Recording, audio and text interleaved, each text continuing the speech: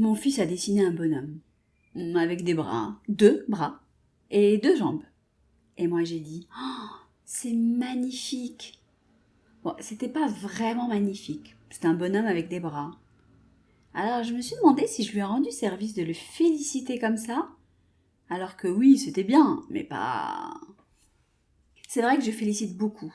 C'est un peu ma façon naturelle d'encourager. Un dessin, je dis bravo. Un effort à table, je dis c'est bien. Un devoir rendu, je dis oh là, mais t'as bien travaillé. C'est un réflexe. Ça vient avant que j'ai eu le temps d'y penser. Et il y a quelques mois, j'ai lu quelque chose sur les recherches de Carol Dweck, sur le growth mindset. L'idée que féliciter les enfants sur leurs capacités, t'es trop fort, plutôt que sur leurs efforts, tu as bien travaillé, pouvait les fragiliser face à la difficulté. Alors du coup, j'ai commencé à m'observer.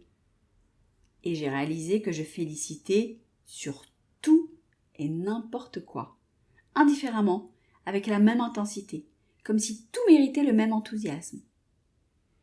Je me suis demandé, est-ce que mon fils sait encore faire la différence entre quelque chose qui mérite d'être célébré et quelque chose de plutôt ordinaire? Ou est-ce que j'ai tellement aplati la courbe qu'il ne sait plus du tout calibrer lui-même? Du coup, je me demande, est-ce qu'on félicite trop nos enfants? Et si oui, qu'est-ce qu'on leur apprend sur la valeur de l'effort, sur ce qui mérite d'être célébré et sur la façon de se situer dans le monde? Autrement dit, est-ce que l'encouragement permanent est une forme de bienveillance? Ou est-ce qu'il prive l'enfant d'une information dont il a besoin pour grandir? Carol Dweck, dont je vous ai parlé il y a quelques minutes, est professeure à Stanford. Elle a mené pendant des décennies des recherches sur ce qu'elle appelle les états d'esprit fixes et de croissance. Ses conclusions sont claires et un peu contre-intuitives.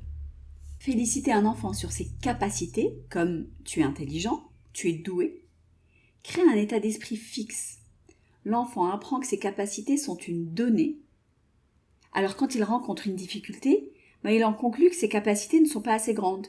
Alors il évite les situations difficiles pour ne pas risquer de prouver ses limites. Alors que féliciter un enfant sur ses efforts, tu as travaillé dur, ah c'est génial, tu n'as pas abandonné, crée un état d'esprit de croissance. L'enfant apprend que le résultat dépend de l'effort. Et quand il rencontre une difficulté, il cherche à fournir plus d'efforts plutôt qu'à fuir la situation. Et cette nuance n'en est vraiment pas une. C'est une différence fondamentale dans ce qu'on transmet. Alors franchement, j'ai vu, la culture du compliment permanent est relativement récente.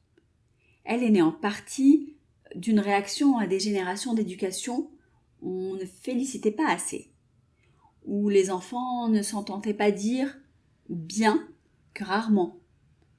Et du coup, il y avait un manque qui a eu des conséquences assez visibles sur l'estime de soi de ces générations.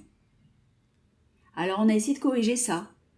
Et du coup, on a un peu, parfois, dépassé l'objectif. On est passé du jamais assez bien à toujours parfait. Alors ces deux extrêmes ont leurs propres dégâts. Ce qui est intéressant, c'est que certaines cultures n'ont pas ce rapport à l'encouragement. Des études comparatives montrent que les enfants asiatiques, par exemple, reçoivent moins de félicitations sur leurs capacités et plus de feedback sur leurs efforts.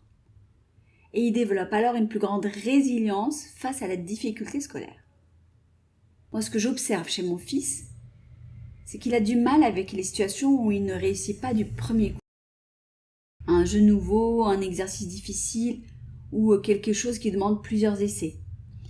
Il a envie d'abandonner vite.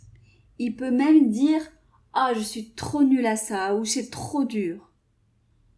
Alors du coup, je me demande, dans des moments comme ça, qui n'arrivent pas si souvent, mais qui arrivent quand même, est-ce que j'ai une part de responsabilité là-dedans? Est-ce que le fait que je l'ai trop encouragé sur ses compétences et pas sur ses efforts, le décourage dans des moments comme ça?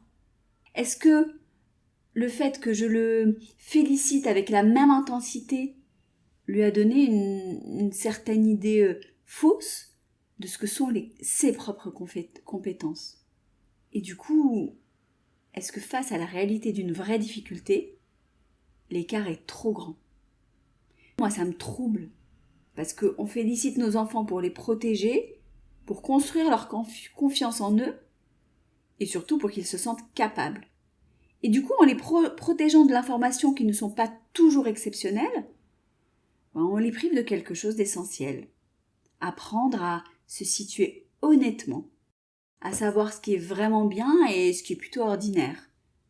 Avoir une forme de boussole interne qui ne dépend pas du regard des autres. Un enfant qui a tout le temps été dit extraordinaire développe mal cette boussole. Et le jour où quelqu'un lui dit une vérité ordinaire, du coup il ne sait pas quoi en faire. Du coup on voulait lui donner confiance et on lui a peut-être donné une image de lui-même qui ne résiste pas au contact du réel. Après c'est vrai que si les enfants manquent d'encouragement, ils vont plutôt développer des problèmes d'estime de soi.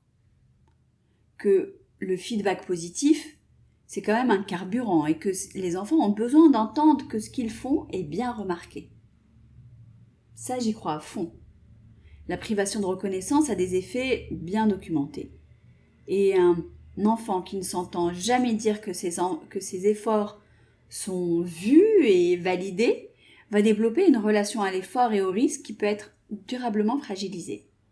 Alors, la question, est-ce qu'elle n'est pas plutôt de féliciter, mais féliciter ce qui mérite de l'être, avec une précision qui dit à l'enfant quelque chose d'utile. Pas juste bravo, mais j'ai vu comme tu as insisté sur cet exercice et ça a payé. Moi, voilà où j'en suis. J'essaie de féliciter moins et mieux, moins réflexe, moins automatique, avec des mots qui disent des choses précises, sur un effort précis. Et j'essaie aussi de laisser de la place pour le feedback ordinaire, de dire que c'est correct quand c'est correct, ou de dire que tu pourrais faire un peu plus d'efforts là-dessus, quand c'est vrai, sans que ce soit une critique, mais juste une info. Je vous le dis, c'est pas du tout naturel pour moi. Moi, mon réflexe, c'est le « Oh, c'est magnifique !» devant le bonhomme avec des bras. Mais j'y travaille, parce que je veux qu'il sache que les efforts se valent et que être fier de lui-même, il peut le faire lui-même sans que je le lui dise. Allez, je vous laisse avec ça. La prochaine fois que vous êtes sur le point de dire « c'est magnifique » à votre enfant, posez-vous juste une seconde et demandez-vous « est-ce que c'est vraiment magnifique ou est-ce que je lui dis pour l'encourager ?»